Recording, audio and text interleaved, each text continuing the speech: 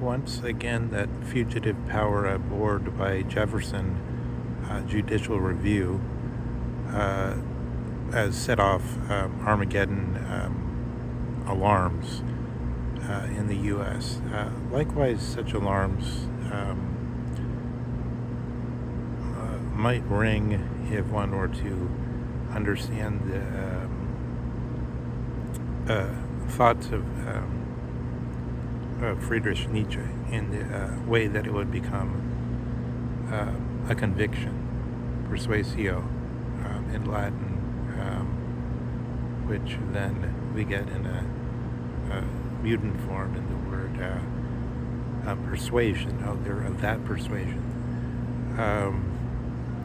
So that means that a conviction or being persuaded by a statement of a thinker could come to be our persuasion. So think of this thought of Nietzsche where he says, pain, I say this to comfort the squeamish, didn't used to hurt as much as it now does. So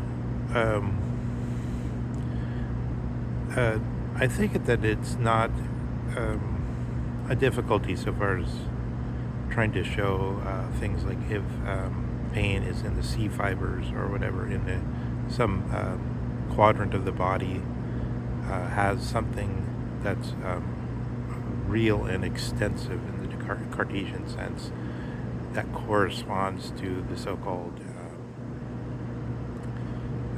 quale of pain, the thing which can't be properly outwardly demonstrated because we run into the so-called problem of the philosophic zombie. So all these things that was from Searle's time and is still in certain niches still carry on, burrow on. These aren't really at stake in what's being asked, but what's being asked is just supposing you were a gorilla, for instance, and you simply you had less C fibers firing in more serious conditions. I saw, for instance, there's an Italian woman with they call it a medical condition, so this reminds of the thing where Jung says, should we say Goethe is mentally ill, or somehow Avanson somehow insane because is able to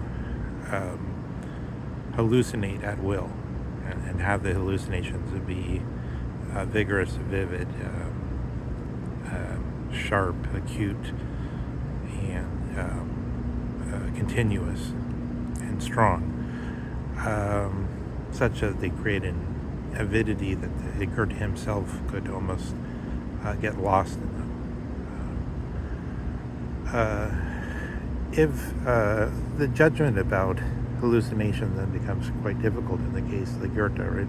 So likewise, the judgment about this so-called condition of this Italian woman who didn't feel pain to the extent that she could have like a broken leg. She felt pain, but it was just like mostly she felt it at the time of the concussive event. So she had a skiing accident. She said, "Ow, that really hurts." And then, like, it turned out her I think her arm, maybe at the elbow was not at the elbow, at the shoulder was broken, but she didn't know it because he wasn't feeling the continual pain. But there's all these possibilities for mutations. The one Nietzsche has in mind is like more like the condition of somebody looking in America of a black person maybe who had been the descendants of people in the South and then come to California. Sometimes there's some that seemed more tougher skin, as it were, than the so-called cookie cutter white community that's very fragile and so on.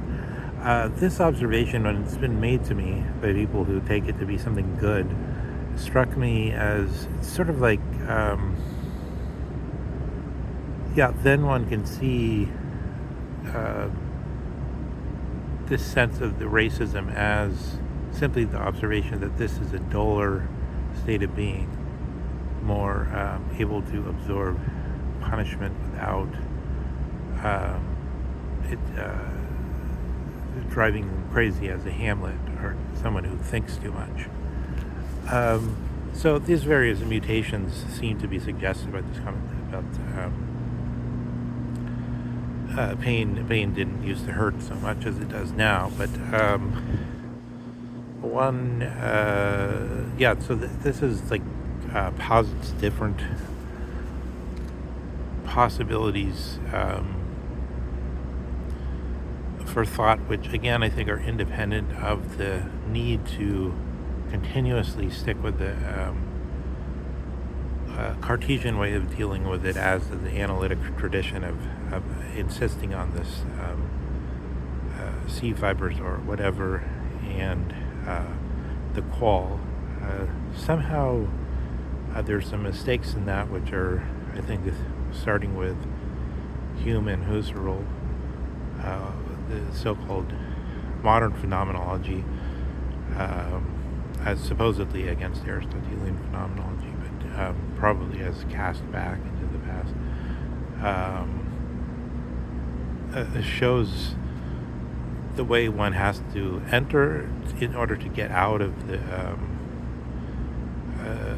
this rinky-dink toy called analytic philosophy, based on this Cartesian mistake that claims that there's the extended thing and then there's everything. In other words, everything could be a dream, just like, this could be just a dream right now. But then the extended thing must be included in that. Then you'll make this extra, totally uninductive, totally unempirical, just saying, okay, but the extended thing is the real. And it's just verbal. It's just somehow one puts oneself into that, takes that potion full of the cobalt scrapings and bird droppings and whatever goes into these potions, and there's the conviction, the persuasio, the persuasion. So this is some of the ground, I think, that Nietzsche is, in this place where as he says, there's I don't know, the up is down, and the lamps are lit in the morning, and so on, and various forms of the confusion with the army of metonymies and the so on. The way Nietzsche sort of jingles these bells of the sort of Shinto religion or Taoism or something, but in the form of an ornate, supercharged anti-Platonism, so-called anti-Platonism, but really, just as Strauss says, it's like the attempt to the recrudification of Socrates, because Strauss says that Nietzsche most resembles Socrates, even if Nietzsche's spoken against Socrates the most robustly or vigorously.